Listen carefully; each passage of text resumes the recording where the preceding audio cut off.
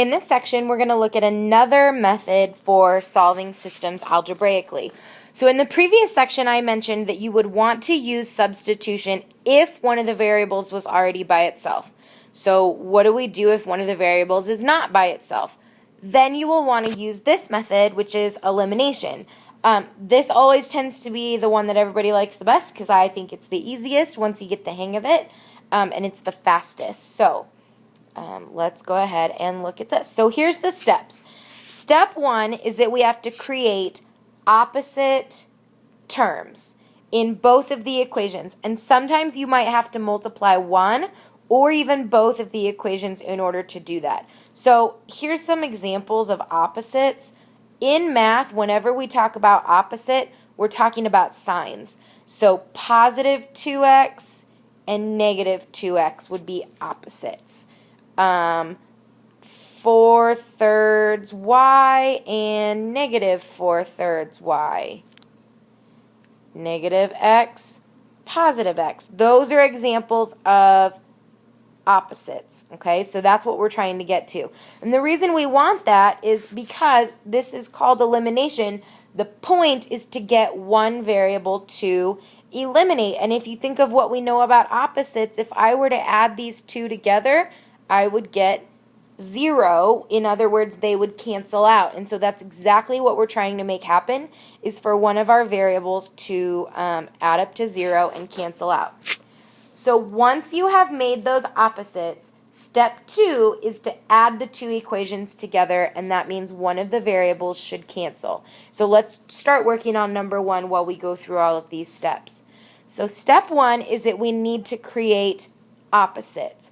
Well, if you look at negative 2x and positive 2x right here, the nice thing about these is that they're already opposites. So we don't have to do anything special to get those to be opposites. So step 1 is done.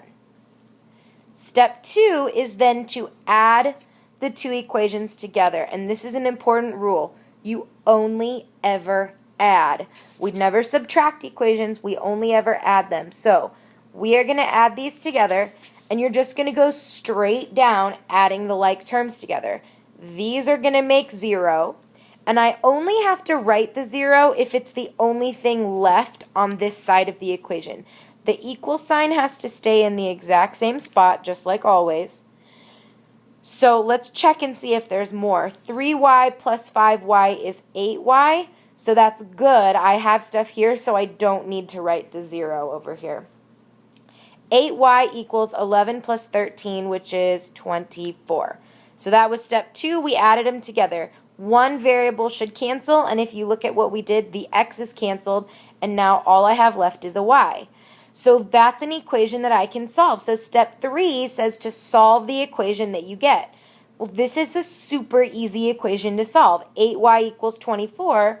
We just divide by 8 on both sides, and we see that y equals 3. And if you remember the work we just did on substitution, this is way less work than what we just were doing a few minutes ago.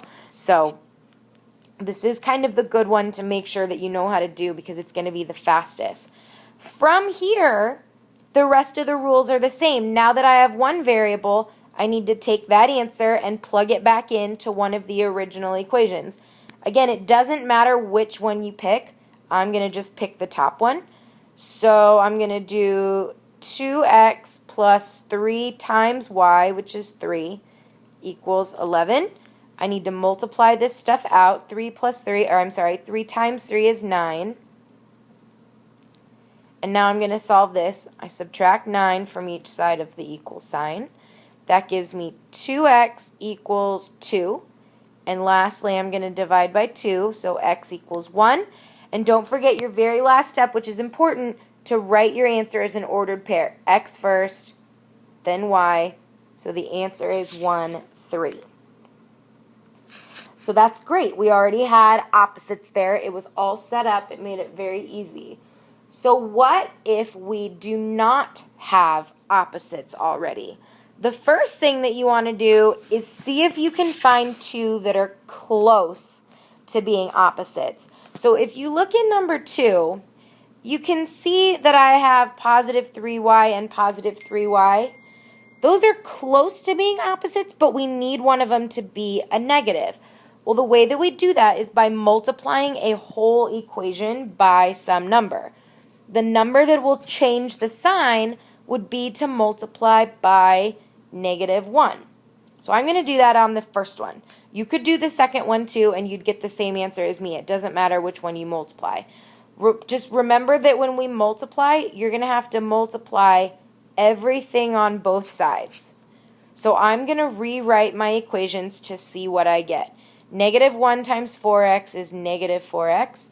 -1 times 3y is -3y. And -1 times 2 is -2. So all my signs have changed. We didn't multiply the second equation by anything, so we're going to keep it the same. And now, hopefully, you notice that our y's are opposites, which is what we wanted. So once we have opposites, we add the two equations together. These are going to cancel. I get positive 1x equals -4, and 1x is all we needed. So x equals -4 is what we get for x.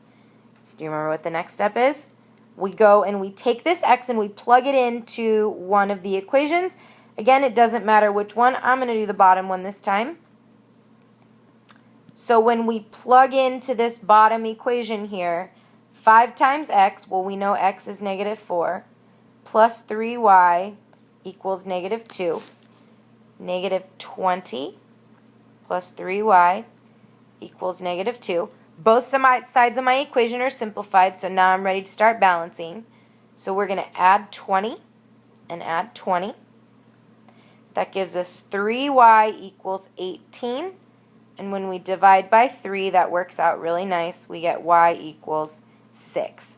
Last step, write your answer as an ordered pair, -4, 6, and we're done. One more example that I want to show you before you start moving on to the next thing, and that's example 3. So if you look at example 3, it's not set up quite like the other ones. The problem with example 3, if you haven't noticed yet, is that it's out of order. They don't line up. If I look here, I've got x's with y's, y's with x's, and my equal signs don't match up, so it's just all kinds of a mess. So what we need to do is reorder it so that it makes the most sense. The best way to do it would be to be x first, then y, and then we want it equal to the constant. So the first one's good. The second one we need to move around. And do you remember yesterday we talked about how if you, sort of the shortcut is if here's our equal sign, if you want to move something across, you can do that, but it changes the sign. That line is sort of like the force field that it goes through. And so it's going to be a -3 when I move it to the other side. So our two equations, the first one was already good. We're not going to change it. But when I move that 3x over, it becomes -3x. This is a positive 4y, so it's going to be plus 4y equals 14. And then you can see our luck is pretty good right now because the y's are opposites.